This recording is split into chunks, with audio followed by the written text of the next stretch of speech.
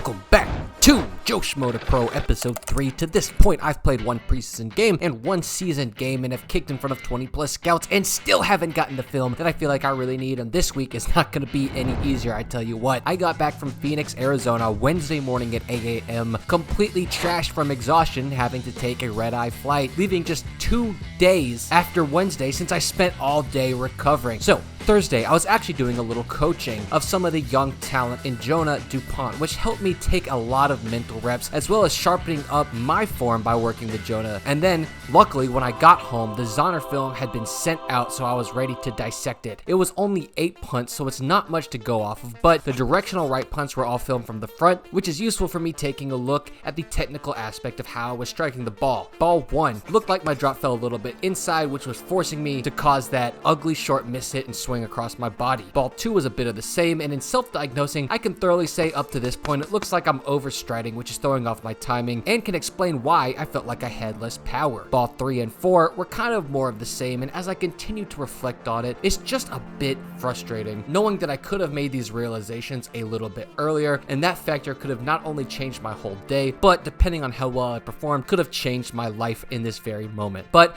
coming back the opposite direction with my directional lifts, I was really able to see that I was getting tall with my shoulders way too early, which is another thing that has to do with my overstriding, and it's something that I worked on with my coach Aaron Perez when I went to Florida, and we had actually fixed it before this, which sucks because I had messed it up back at this point. You can also tell coming this way that it just doesn't even look like I'm kicking that hard, which is playing back into the point that I had said in the last video that I just didn't really seem focused. But this takes me all the way to Friday. It was raining, but my boy Bruno Perlitsky was coming up, so I couldn't let a little water stop us from getting some work in that day. And I really had taken what I saw in my film yesterday and tried to apply it, especially since I had a game the next day. I was honestly kicking really well, especially under those circumstances, and hey, even Bruno was having a good day, and that makes it a good day to have a good day. So now this takes us directly in to day 3. Like I said, it's going to be a quick turnaround where I had to drive 3 hours south to take on the South Carolina Venom. And I went ahead and went with a black long sleeve and a beanie for the sideline because I learned my lesson last week after being freezing cold coming out of game time. So coming out for the first punt, I started to have this realization.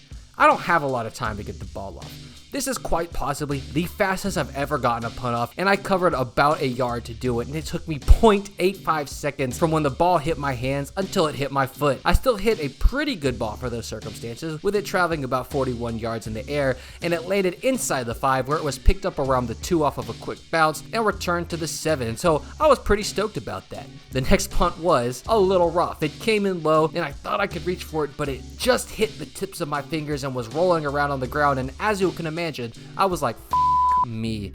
But I made one guy miss, and there really wasn't a lane to my right, so I found myself running yet again to the left, and I still couldn't see a lane as I was pretty surrounded. But as I was going down, I saw my saving grace, Mike. But I was trying to underhand it to him, and I set him up to get absolutely demolished, making my career passing stats now going for -9 yards. And it's safe to say I won't be going pro at quarterback anytime soon. Anyway, that leads me to punt 3, where we had worked out the kinks of the last one, and I was ready to rock and roll, going just as fast as I did last time, if not a little faster, with it taking me only about 0.82 seconds to get this ball off, meaning that across 2 punts, I've taken less time than some people take to get a single punt off. But I was able to get this beautiful little Aussie that took a nice soft bounce down to the 6-yard line. So I'm not going to lie, off my 2 punts that actually made it past the line of scrimmage, having both of them start the opposing team inside the 10 felt pretty good. But then a miracle happened. Now, up to this point, you may remember, there have been a collective 8 points scored across the 2 games, with us finishing our preseason game 0-0 and our last game 8-0, and we have never scored. But after they had attempted to punt that ball back,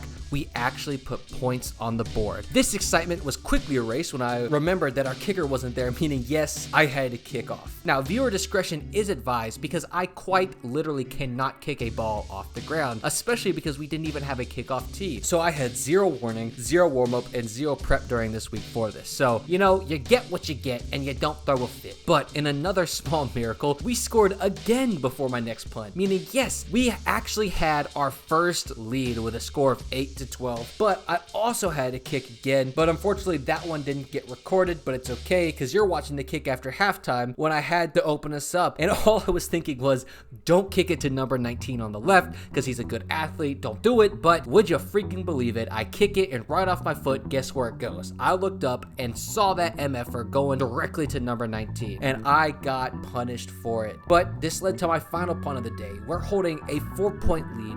It's late in the fourth and we're backed up, and I mishit it. It went about 44 yards, but was taken all the way back across the field to the 20, where luckily for us, we'd make a stop on offense, we'd get the ball back, but then we would fumble it on the 1-yard line, giving them the ball to lose the game. And that's the way it goes sometimes. So I've really got to do a better job getting the ball off quicker and getting some better punts whenever I'm rushing myself. But it also comes to a larger point that I'm struggling with. I can't punt like practice in a game. I quite frankly just don't have the time nor the room. So this is something I'm gonna have to learn to adjust to, as clearly my style of punting just straight up is not translating, and I'm tripping over myself trying to make game time adjustments in real time. But that's what I'm gonna attack this week on my journey of Joe Schmo to pro.